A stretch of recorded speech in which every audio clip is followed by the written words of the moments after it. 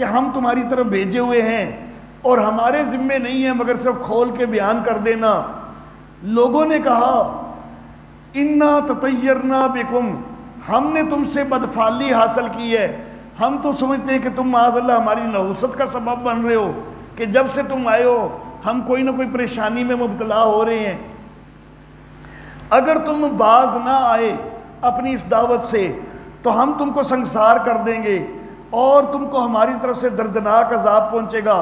قالو، ان تینوں نے کہا طائرکم معکم، تمہاری بدفعلی اصل میں خود تمہارے اپنے ساتھ ہے، تمہارے کرتوتوں کی وجہ سے تمہارے پریشانیاں آ رہی ہیں، ہم اللہ کی طرف سے بھیجے ہوئے آئے ہیں، تم دعوت نہیں مان رہے، اس لیے جو ہے یہ پریشانیاں آ رہی ہیں۔ اَإِن ذُكِّرْتُمْ، اگر تم اس پر کہ تم کو نصیحت کی گئی ہے، بل انتم قوم مسرفون، بلکہ تم تو حد سے بڑے ہوئے لوگ ہو۔ وَجَاءَ مِنْ أَقْصَى الْمَدِينَةِ رَجُلٌ يَسْعَىٰ، اور شہر کے دوسرے کنارے سے ایک آدمی دوڑتا ہوا آیا۔ کالا، وہ کہنے لگا اے میری قوم، ان بھیجے ہوئوں کی پیروی کرو، پیروی کرو ان کی کہ جو تم سے کوئی اجرت بھی کوئی نہیں مانگتے اور وہ ہیں بھی ہدایت پر، ہدایت کے راستے پر ہیں وہ، تو پھر بھی تم ان کی نہیں مان رہے، بغیر کسی اجرت کے، بغیر معاوضے کے وہ تمہیں رائے حق بتا رہے ہیں، تو تم کو تو ان کا احسان مند ہونا چاہیے۔ وَمَا لِيَ لَا أَعْبُدُ الَّذِي، اور مجھے کیا ہے کہ میں نہ بندگی کروں اس کی کہ جس نے مجھے پیدا کیا ہے۔ مجھے تو ان تین بھیجے ہوں کی دعوت سمجھ آ گئی ہے کہ جس اللہ نے پیدا کیا ہے مجھے اسی کی بندگی کرنی چاہیے، تو تم کو بھی تو اسی کی بندگی کرنی چاہیے، تمہیں بھی اللہ نے پیدا کیا ہے، اسی اللہ کی طرف تم نے لوٹائے جانا ہے۔ تو یہ سارا جو ہے نمونہ تخویف دنیاوی چلا آ رہا ہے۔ آگے اتخذ من دونہ آلہہ، دعوی صورت، میں نے عرض کیا تھا کہ تخویف دنیاوی کے نمونہ کے ضمن میں جو ہے وہ دعوی صورت آئے گا۔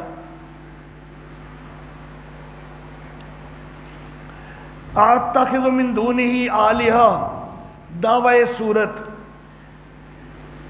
کیا میں اس کے ساتھ اوروں کو معبود بنا لوں؟ اگر رحمان چاہے مجھے کوئی تکلیف پہنچانا تو ان کی سفارش میرے کچھ بھی کام نہیں آ سکے گی، زبردستی چھڑوا سکنے والا کوئی نہیں ہے، منوا سکنے والا کوئی نہیں ہے، تو یہ دعویٰ ہے صورت کا۔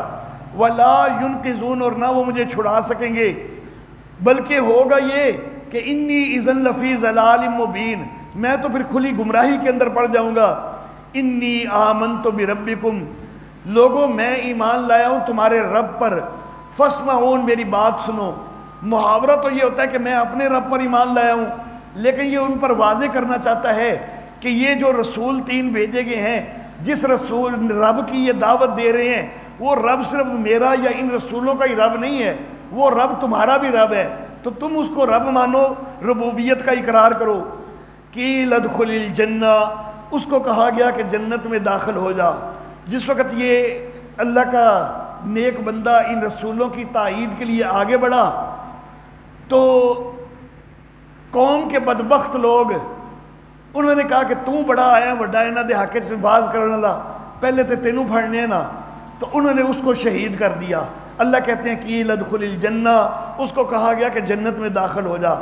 اب جو جنت ہے وہ آخرت کے اندر قائم ہونی ہے، قیامت کے بعد جو ہے وہ جنت میں جانا ہے، حساب و کتاب وغیرہ ہو کے اس وقت جنت میں جانا ہے۔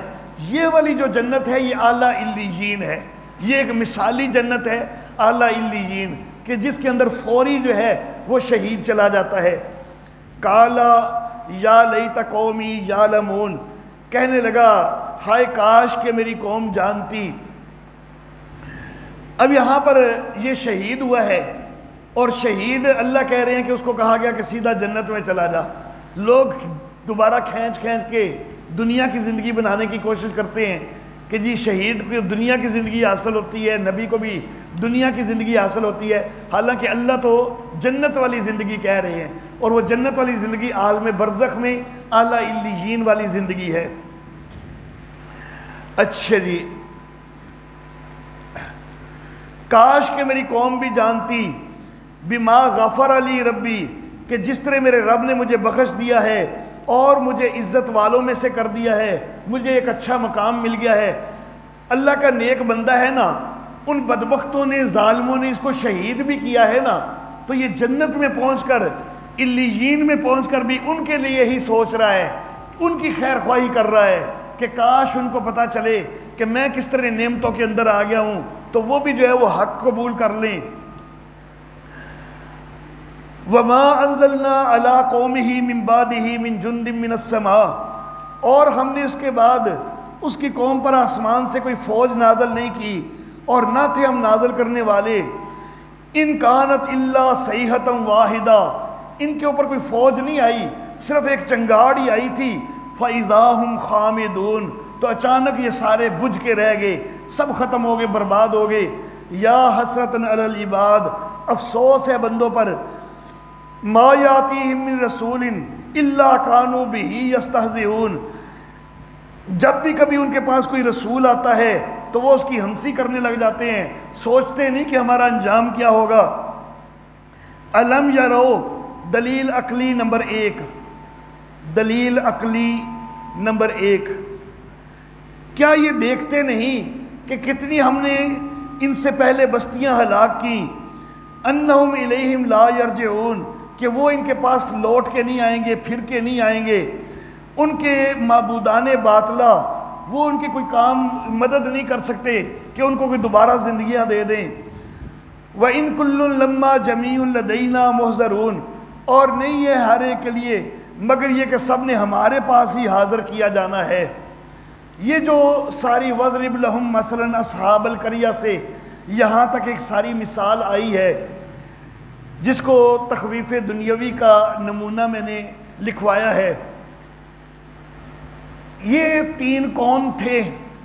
عام طور پر مفسرین نے یہ بات ذکر کی کہ یہ حضرت عیسیٰ علیہ السلام کے بھیجے ہوئے 3 لوگ تھے، لیکن قرآن حکیم کا اسلوب جو ہے وہ اس سے ہٹ کر بات بتا رہا ہے۔ عموماً مفسرین کہتے ہیں کہ یہ 3 لوگ انطاکیہ کی بستی میں حضرت عیسیٰ علیہ السلام نے بھیجے تھے، اور انطاکیہ والے جو ہیں انہوں نے جو ہے وہ اسلام قبول نہیں کیا، حضرت عیسیٰ علیہ السلام کی شریعت کو انہوں نے قبول نہیں کیا اور انہوں نے ظلم کیا، انہوں نے جو ہے وہ ان کو شہید کر دیا۔ لیکن میں یہ عرض کرنا چاہوں گا کہ قرآن حکیم سے اشارے کچھ ایسے مل رہے ہیں کہ یہ اللہ کے بھیجے ہوئے رسول ہیں، نہ کہ حضرت عیسیٰ علیہ السلام کے بھیجے ہوئے کوئی قاصد۔ کیونکہ پہلی چیز، اذ ارسلنا، اللہ کہہ رہے ہم نے بھیجے، اب بڑا واضح اللہ کہہ رہے ہیں کہ ہم نے بھیجے، تو پھر یہ حضرت عیسیٰ علیہ السلام کے بھیجے ہوئے تو نہ ہوئے۔ مزید یہ کہ قوم نے آگے جواب میں کیا کہا کہ ما انتم الا بشر مثلنا، تو یہ اعتراض رسولوں پر، اللہ کے رسولوں پر ہوتا ہے، کسی انسان کے قاصد پر تو یہ اعتراض کرنے کا کوئی تک ہی نہیں نا۔ انسان کا قاصد ہو تو وہ تو انسان ہی ہونا ہے، تو رسولوں پر اعتراض ہوتا ہے کہ تم جب اللہ کے رسول ہونے کے دعوے دار ہو، تمہیں تو کوئی نوری مخلوق ہونا چاہیے، تم ہماری طرح کے انسان، ہم تمہیں کیسے رسول مان لیں؟ تو یہ ان کا جو اعتراض بھی ہے، اس سے بھی پتہ چل رہا ہے کہ ان تینوں رسولوں نے ان کے سامنے اپنے آپ کو اللہ کا رسول قرار دیا تھا، حضرت عیسیٰ کا ایلچی اور قاصد قرار نہیں دیا تھا۔ اچھا جی،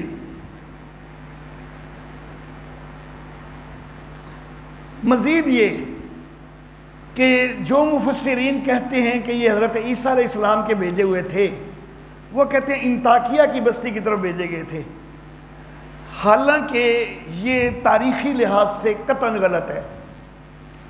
انطاکیہ کی بستی جو ہے نا، یہ اتفاقاً وہ بستی ہے کہ جو ساری کی ساری بستی بحیثیت مجموعی سب سے پہلے حضرت عیسیٰ علیہ السلام پر ایمان لائی ہے، باقی بستیاں بعد میں ایمان لائی ہیں۔ تو جو سب سے پہلے بستی جو ہے بحیثیت مجموعی سب سے پہلے جو ایمان لانے والی بستی ہے وہ ہے ہی انطاکیہ کی، اور اسی کے متعلق یہ کہنا کہ انطاکیہ میں پیغام بھیجا لیکن انہوں نے ظلم کیا، نہیں مانا، حالانکہ وہ تو سب سے پہلے ایمان لانے والے تھے۔ اسی لیے آج تک عیسائی انطاکیہ کو اپنی 4 متبرک بستیوں میں قرار دیتے ہیں کہ یروشلم، اسکندریہ، روم اور انطاکیہ، یہ 4 کو وہ متبرک بستیاں قرار دیتے ہیں، اور انطاکیہ کو جو متبرک قرار دیتے ہیں اس کی وجہ یہ ہے کہ جی یہ بستی سب سے پہلے ہمارے نبی پر ایمان لانے والی ہے، اس لیے یہ متبرک ہے۔ تو اس لیے یہ اللہ کے بھیجے ہوئے کوئی نبی تھے، یہ حضرت عیسیٰ علیہ السلام کے بھیجے ہوئے کوئی نہیں۔ اور اللہ رب العزت نے ان کے اوپر عذاب کا بھی تذکرہ کیا ہے کہ ایک چنگاڑ کے ساتھ سارے ختم ہو گئے، بجھ کے رہ گئے، جبکہ پیچھے ہم نے ایک چیز پڑھی ہے کہ موسیٰ علیہ السلام پر تورات جب نازل ہوئی اس سے پہلے اقوام کے اوپر اجتماعی عذاب آیا ہے۔ جب تورات کا نزول ہو گیا اس کے بعد جہاد والا طرز اللہ نے شروع کر دیا، اب وہ آسمانی اجتماعی عذاب جو ہے اس کے بعد کسی قوم کے اوپر ثابت کوئی نہیں ہوتا۔ تو آسمانی اجتماعی عذاب جو ہے وہ تو حضرت موسیٰ کے بعد کسی پر ثابت کوئی نہیں ہوتا۔ خود قبطی بھی جو اجتماعی عذاب کے ساتھ ہلاک ہوئے تھے نا، جو موسیٰ علیہ السلام کے اپنے دور میں بھی، تو وہ بھی تورات کے نازل ہونے سے پہلے ہلاک ہوئے تھے، تورات ان کے بعد نازل ہوئی تھی۔ تورات اس وقت نازل ہوئی ہے جب حضرت فرعونی غرق ہو چکے تھے اور حضرت موسیٰ علیہ السلام وادی سینا کے اندر چلے گئے ہوئے تھے، تو وہاں پھر ان کو کہا گیا تھا کہ کوہ طور پر آ کر اعتکاف کریں تو آپ کو تورات دی جائے گی۔ تو موسیٰ علیہ السلام کے بعد کسی قوم کی اجتماعی جو ہے وہ ہلاکت وہ ثابت کوئی نہیں ہوتی۔ تو عیسیٰ علیہ السلام کے اگر یہ قاصد ہوں اور پھر یہ قوم تباہ ہوئی ہو تو عیسیٰ علیہ السلام تو حضرت موسیٰ علیہ السلام سے کہیں بعد ہیں، تو پھر یہ ہلاکت موسیٰ علیہ السلام کے بعد ثابت ہوگی، حالانکہ ایسا نہیں ہے۔ تو یہ ساری چیزیں جو ہیں یہ بتلاتی ہیں کہ یہ موسیٰ علیہ السلام سے پہلے کسی نبی کا واقعہ ہے، بلکہ 3 نبیوں کا واقعہ ہے۔ باقی نبی اور رسول میں جو فرق ہوتا ہے تو اس کو یہاں پر جو ہے یہ رسول جو ہے یہ لغوی معنوں میں ہے، بھیجے ہوئے کے معنی میں۔ تو لغوی لحاظ سے وہ فرق نہیں ہوتا کہ رسول وہ ہوتا ہے جو صاحب شریعت ہو، نبی وہ ہوتا ہے کہ جو اللہ کا پیغام تو پہنچائے لیکن نئی شریعت نہ لے کے آئے۔ لیکن یہاں پر جو رسول تینوں کو کہا گیا ہے تو یہ لغوی لحاظ سے کہا گیا کہ بھیجے ہوئے ہیں تینوں، اصطلاحی لحاظ سے نہیں کہا گیا۔ وَآیَةٌ لَهُمُ الْأَرْضُ الْمَيْتَةُ دلیل عقلی نمبر 2، دلیل عقلی نمبر 2۔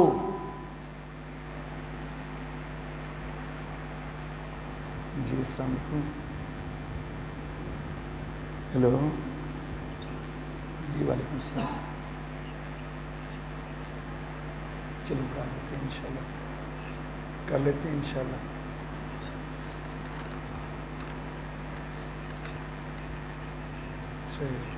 چلو چلو انشاءاللہ۔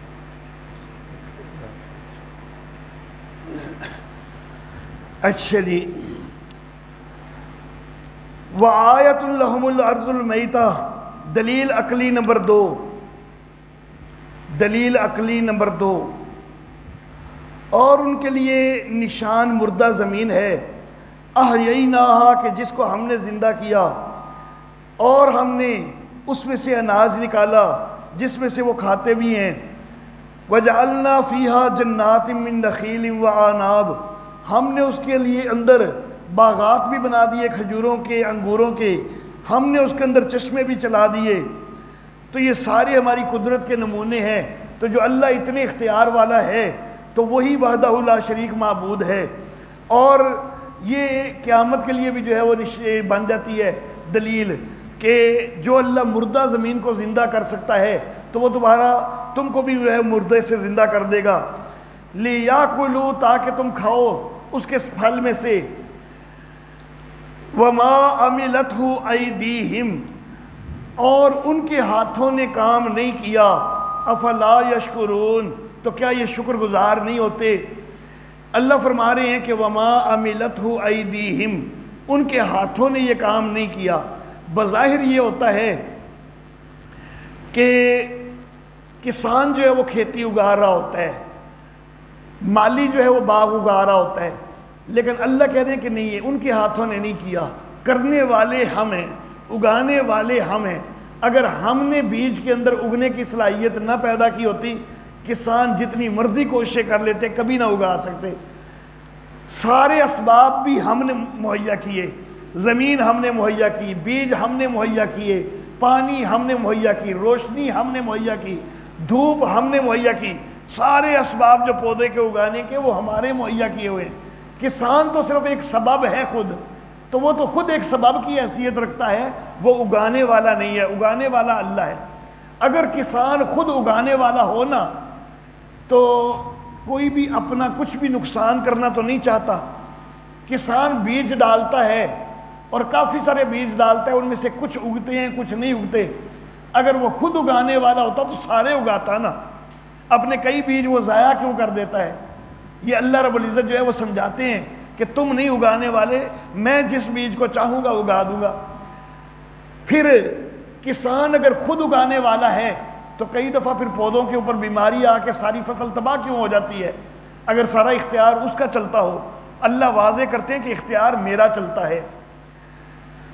اللہ اللہ، جتنے پیروں کے عابدین ہیں اور جتنے بنائے ہوئے معبودین ہیں، وہ سارے مل بھی جائیں نا تو وہ خود کھیتی اگا سکنے والے کوئی نہیں، ان کے ہاتھوں کا یہ کام کوئی نہیں، یہ اللہ کا کام ہے۔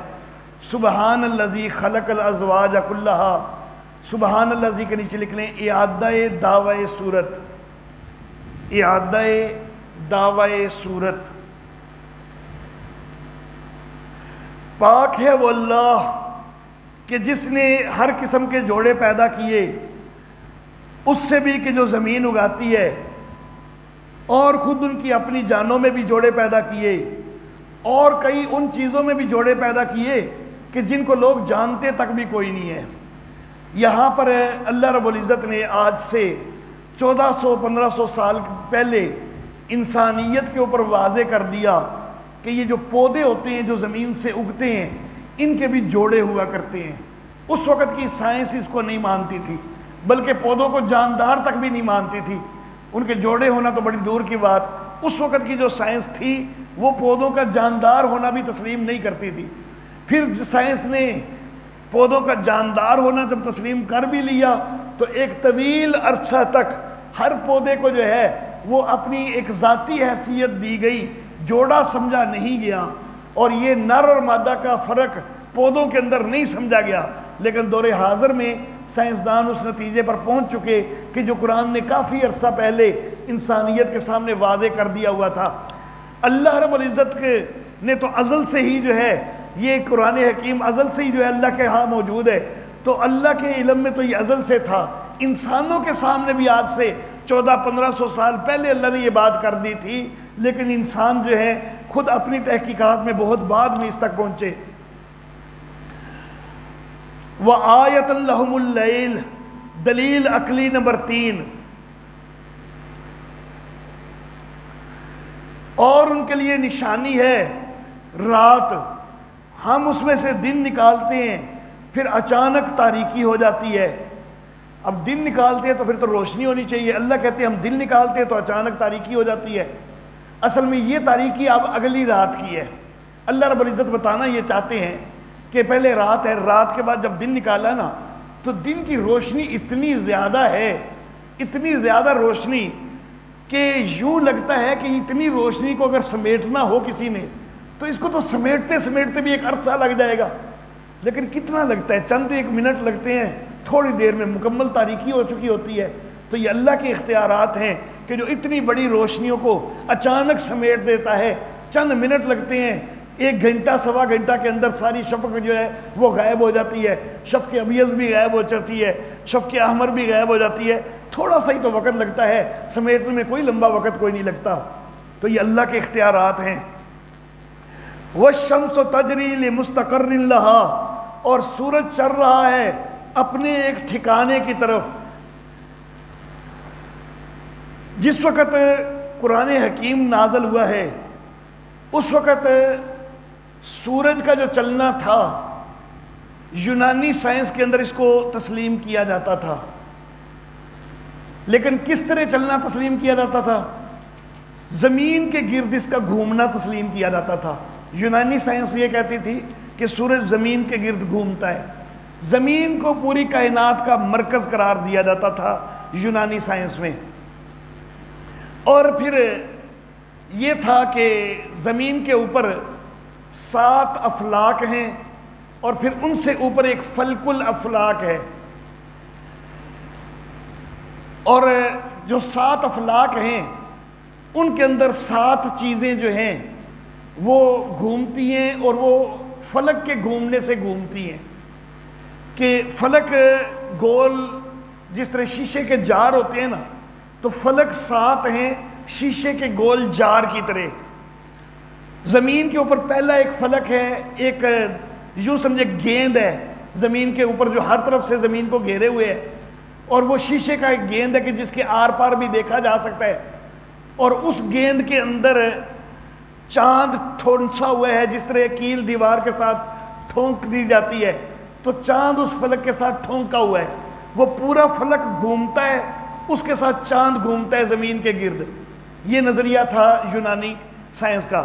پہلے فلک میں چاند گھومتا ہے، دوسرے میں عطارد ٹھونکا ہوا ہے وہ گھومتا ہے، تیسرے میں زہرہ، بعض کے نزدیک زہرہ دوسرے میں اور تیسرے میں عطارد، برل چوتھے میں سورج جو ہے وہ ٹھونکا ہوا ہے اور وہ چوتھا فلک گھومتا ہے، اس کے ساتھ پورا سورج جو ہے وہ گھومتا ہے، پانچویں میں مریخ، چھٹے میں مشتری اور ساتویں کے اندر زحل گھومتا ہے۔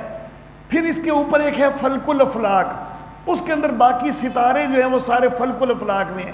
یہ سارا نظریہ تھا جس وقت یہ قرآن حکیم نازل ہوا ہے، اس وقت سائنس یہ نظریہ دے رہی تھی۔ اب اس کے اندر سورج کا بذات خود گھومنا سائنس نہیں کہتی تھی، بلکہ فلک گھومتا ہے، جس کی وجہ سے سورج چونکہ اس فلک میں ٹھونکا ہوا ہے تو پھر سورج بھی گھوم جاتا ہے۔ اس وقت کی سائنس یہ نظریہ دے رہی تھی، لیکن قرآن نے کہا کہ نہیں، الشمس تجری، سورج دوڑ رہا ہے۔ یہ نہیں ہے کہ سورج کسی کی چیز کے اندر پیوست ہے اور اس کے آگے مجبور ہے، نہیں، سورج خود دوڑ رہا ہے، آزاد دوڑ رہا ہے، لے مستقر لہا، ایک ٹھکانے کی طرف۔ بہرحال وہ سائنسی نظریہ جو فلکیات کے حوالہ سے یونانی سائنس کا تھا، وہ بعد میں باطل ثابت ہو گیا۔ زرقالی اور دیگر مسلم سائنسدانوں نے یہ چیز ثابت کر دی کہ زمین مرکز کوئی نہیں ہے کائنات کا، سورج جو ہے وہ بھی ایک مرکز ہے، لیکن ہمارے نظام شمسی کا ہے، پوری کائنات کا نہیں ہے۔ تو زمین کے گرد سورج نہیں گھوم رہا، بلکہ سورج کے گرد زمین گھوم رہی ہے۔ یہ ابراہیم زرقالی نے نظریہ سب سے پہلے دیا، اور اس کے ساتھ دیگر مسلم سائنسدانوں نے۔ بہرحال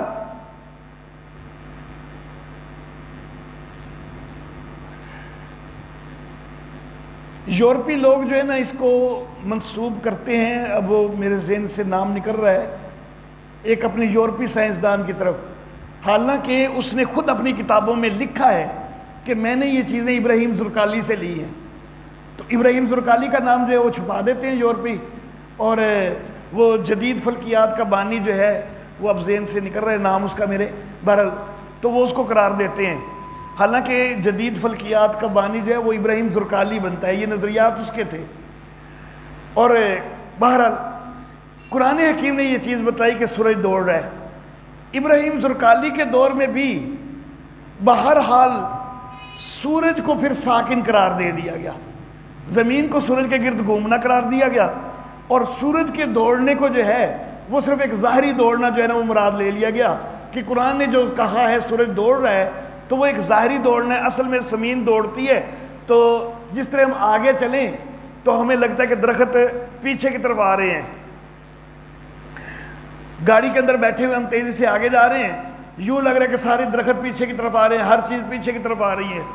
تو اسی طرح زمین اصل میں دوڑتی ہے تو سورج ہمیں دوڑتا محسوس ہوتا ہے۔ تو ابراہیم زرقالی کے دور میں جو ہے نا وہ یہ قرار دے دیا گیا کہ قرآن حکیم نے صرف ایک ظاہری گردش جو ہے نا اس کا یہاں پر تذکرہ کیا ہے، لیکن اصل میں قرآن نے تو حقیقی گردش کا تذکرہ کیا، ابراہیم زرقالی بھی اس تک نہیں پہنچ سکا۔ تو دور حاضر میں اب سائنس اس کو بھی مان رہی ہے کہ سورج بھی ساکن نہیں ہے، بلکہ سورج بھی واقعی وہ ایک مستقر کی طرف جو ہے وہ دوڑے جا رہا ہے۔ اس وقت سائنسدان جو ہے وہ یہ کہتے ہیں کہ ویگا نام کا ایک ستارہ ہے، سورج مسلسل اس ویگا نام کے ستارے کی طرف جو ہے وہ بڑھتا جا رہا ہے۔ اردو میں، عربی میں اس کو نسر واقع کہتے ہیں، انگلش میں اس کو ویگا کہتے ہیں۔ تو اس کی طرف اب مسلسل سورج کا بڑھنا وہ ثابت ہو چکا ہے۔ لیکن قرآن حکیم کا ایک اور اعلان وہ بھی موجود ہے کہ کل فی فلک یسبحون، ہر چیز ہی اپنے مدار میں تیر رہی ہے۔ وہ ویگا جو ہے نا وہ بھی اپنے ایک مدار میں تیر رہا ہے، سورج بھی اس کی جو ہے وہ اس کی طرف بڑھ رہا ہے، لیکن وہ بھی آگے ایک مدار میں تیر رہا ہے۔ تو یہ سارا نظام قرآن نے جو ہے نا بہت پہلے ذکر کر دیا۔ سائنسدان جو ہے وہ ستاروں کو ساکن مانتے رہے ایک طویل عرصہ، سورج کو ساکن مانتے رہے، لیکن اب سائنسدان جو ہے وہ ستاروں کو بھی متحرک مانتے ہیں اور سورج کو بھی متحرک مانتے ہیں، سورج بھی ایک ستارہ ہے۔ اچھا جی، تو الشمس تجری لمستقر لہا، سورج اپنے ایک مستقر کی طرف دوڑے جا رہا ہے۔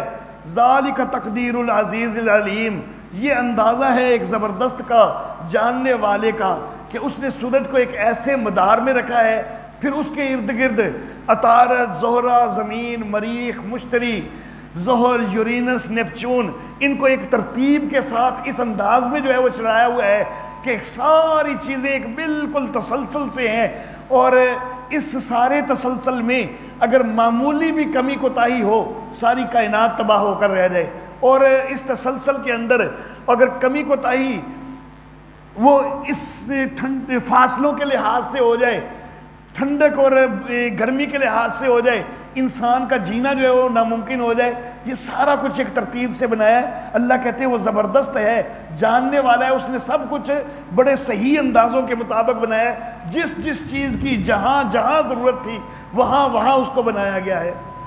وَالْقَمَرَ قَدَّرْنَاهُ مَنَازِلَ، اور چاند کی بھی ہم نے منزلیں مقرر کی ہیں، وہ بھی دوڑ رہا ہے، وہ زمین کے گرد گردش کر رہا ہے۔ حَتَّى عَادَ كَالْعُرْجُونِ الْقَدِيمِ، یہاں تک کہ وہ پرانی شاخ کی طرح ہو جاتا ہے، یعنی بالکل باریک سا ہو جاتا ہے اور پھر گم ہو جاتا ہے، پھر اس کے بعد وہ دوبارہ دیکھا جاتا ہے تو نئے مہینے کا آغاز ہو جاتا ہے۔ لَلشَّمْسُ يَنبَغِي لَهَا أَن تُدْرِكَ الْقَمَرَ، سورج کے لیے مناسب نہیں کہ وہ چاند کو پکڑ لے۔ وَلَلَّيْلُ سَابِقُ النَّهَارِ، اور نہ ہی رات دن سے آگے ہو سکتی ہے۔ سورج اور چاند دونوں اپنی اپنے انداز میں گردش کر رہے ہیں، لیکن دونوں کا ایک اپنا طرز ہے، سورج چاند کو پکڑنے والا نہیں ہے۔ رات اور دن کا ایک نظام چل رہا ہے، رات دن سے آگے نہیں ہو سکتی۔ اب یہاں پر اللہ فرما رہے ہیں کہ وَلَلَّيْلُ سَابِقُ النَّهَارِ، رات دن سے آگے نہیں ہو سکتی۔ آگے سے مراد پہلے لی جاتی ہے، سبقت کرنے والا، پہلے آنے والا، آگے بڑھنے والا۔ تو شریعت اسلامیہ میں تو رات آگے ہے، کیونکہ تاریخ کا آغاز مغرب کے وقت شروع ہوتا ہے شریعت اسلامیہ میں، تو اللہ فرما رہے ہیں کہ رات آگے کوئی نہیں ہو سکتی۔ حالانکہ ہم تو تاریخ کا آغاز جو ہے وہ مغرب سے کرتے ہیں، ہجری تاریخ، اسلامی تاریخ کا۔ تو اصل معاملہ یہ ہے کہ یہاں پر یہ والی ترتیب مراد نہیں ہے، بلکہ مراد یہ ہے کہ جس وقت اللہ کا فیصلہ رات کا ہے تو دن آگے بڑھ کے وہ جگہ نہیں لے سکتا، وہ وقت دن آگے بڑھ کے نہیں لے سکتا کہ دن ضد کر بیٹھے کہ نہیں میں نے اس وقت دن بنانا ہے، نہیں، اللہ کا فیصلہ جب رات کا ہے تو وہاں رات ہی رہے گی، دن آگے بڑھ کر اس کی جگہ نہیں لے سکتا۔ وَكُلٌّ فِي فَلَكٍ يَسْبَحُونَ، ہر چیز اپنے اپنے دائرے میں، اپنے اپنے مدار میں گردش کر رہی ہے، چکر لگا رہی ہے۔ وَآیَةٌ لَهُمْ، دلیل عقلی نمبر 4، دلیل عقلی نمبر 4،